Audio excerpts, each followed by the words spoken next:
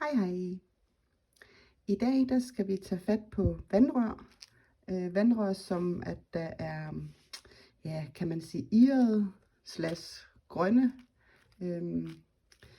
Hvordan man farvelægger dem, for det er egentlig ret hurtigt og meget simpelt og meget let. Nu viser jeg dem lidt tæt på, så man kan se det. De får sådan en, ja, irret grøn gammel farve. De blev en smule våde at se på os, og det skal jeg også nok lige vise bagefter, hvordan at man kommer til det.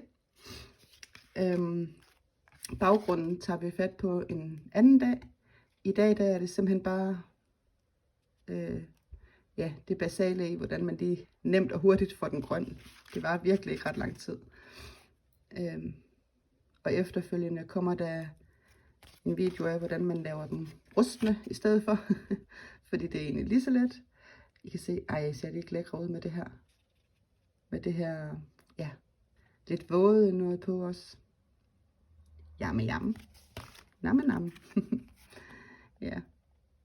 Så det er det, vi lige skal. Til det, der skal vi simpelthen bare bruge 2 farver. Det er Peacock Feathers, og så er det Vintage Photo. Her er nogle, som der er farver. Og lige så et tandhjul, det vil være nøjagtigt det samme. Og så kan man give dem mere eller mindre brun. Det kan godt være, den der lige skal have lidt mere brun. Den har ikke fået ret meget. Det kan man jo selv vurdere. Og så har jeg skåret noget ud, vi lige kan prøve på. Vandrørene kommer fra C6 Tim Holst. Ret ny udgivelse. Men ellers alt, hvad der er metal, det er jo ligegyldigt. Det er simpelthen bare lige ideen i, hvordan man gør det. Men det er skåret ud i sort karton. Det var det ikke. Det var hvid karton. Og til det, der starter vi med at tage den, ja, grønblå. Mega flot farve. Og vi kører simpelthen bare noget på her.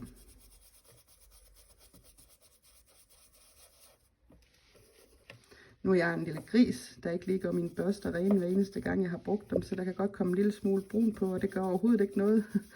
Det bliver det egentlig kun pænere af, synes jeg. Nu bruger jeg dem næsten kun til, den lille her, den bruger jeg næsten kun til sådan noget mix media-agtigt. Så derfor går jeg ikke så meget op i, om den er helt ren, når jeg er færdig med at bruge den. Så har vi lige alle sammen, det er ikke nødvendigt, men det er bare for, at så har vi noget at lege med.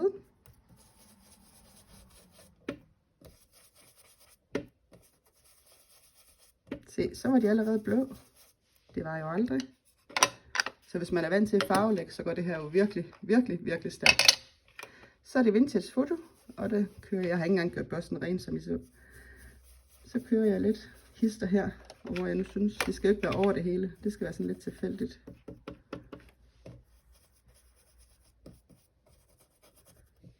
Måske jeg synes, den har fået nok, og hvis jeg ikke synes, så kan den lige få lidt mere.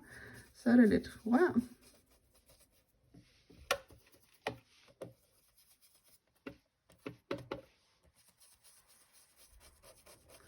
Så nogle steder kan den få rigtig meget, andre steder kan den få ganske lidt.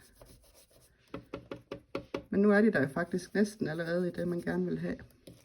Men vi er ikke helt færdige endnu, fordi til sidst så sprøjter jeg nemlig lige en lille bitte smule vand på. Det ser også ret godt ud, når man gør det.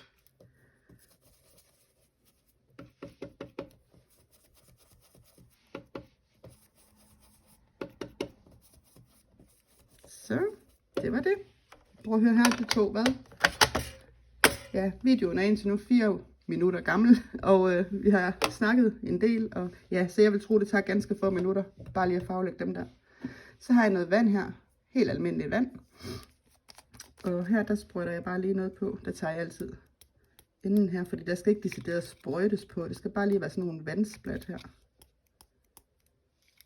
Sådan lidt hister her.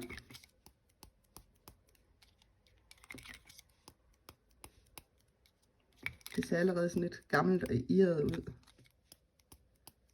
Det er lækkert. Så kan man også tage alt efter, hvor meget man vil.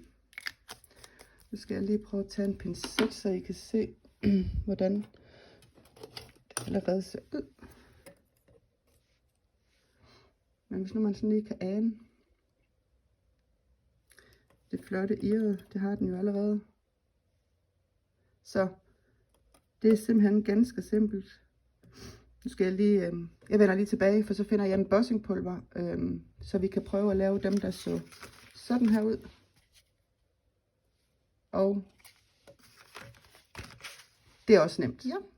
Så fandt jeg lige embossingpulveret frem. Til det, der har jeg valgt, man kan få rigtig mange forskellige clear. Jeg bruger en clear. Der er almindelig regular, og så er der super fine. Jeg har valgt den, der hedder ultra high. Du kan bruge alle sammen. Det behøves ikke at være den her. Men det er bare, den kan jeg godt lide, fordi det er som om, den ligger sådan nogle lidt, jeg ved ikke, store dråber, kan man måske kalde det. Det kan jeg godt lide, det look. Du kan bruge hvilken som helst clear. Det behøves ikke at være super fine. Men den har jeg taget. Og så har jeg taget en embossingpinden, fordi jeg vil ikke have dem våd over det hele. Jeg vil bare have dem våd nogle steder. Jeg har taget et lille stykke papir til at hælde det resterende embossingpulver over på bagefter. Og så har jeg taget en pincet til at holde den med, når jeg varmer den med varmepistolen. Og varmepistolen har jeg klar her. Hvis nu vi tager den store her først, det kan være det nemmere at se den på. Så tager jeg min pen. Og så tager jeg det bare tilfældige steder. Ikke noget bestemt. Bare lidt krimsekrams. Hvid, det er det ikke, det er gennemsigtigt. Hvor man lige synes, at der skal være noget wet look. Så tager jeg embossingpulver.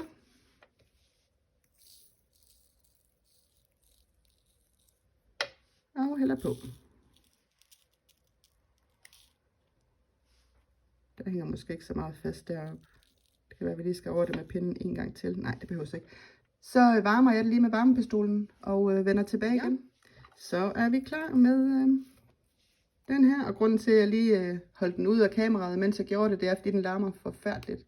Men kan man sådan ligesom forestille sig nu, eller se vanddråberne, der er de meget tydelige. Er det ikke flot? Altså, det er for lækkert. Ups. Så det var simpelthen det. Alt muligt irret. Kan I godt se? Og det tager virkelig, virkelig ingen tid. Så det var alt, hvad jeg havde for den her gang. Og nu tager jeg fat på rustne spænder, rustne clips. Så vi ses om lidt. Hej hej.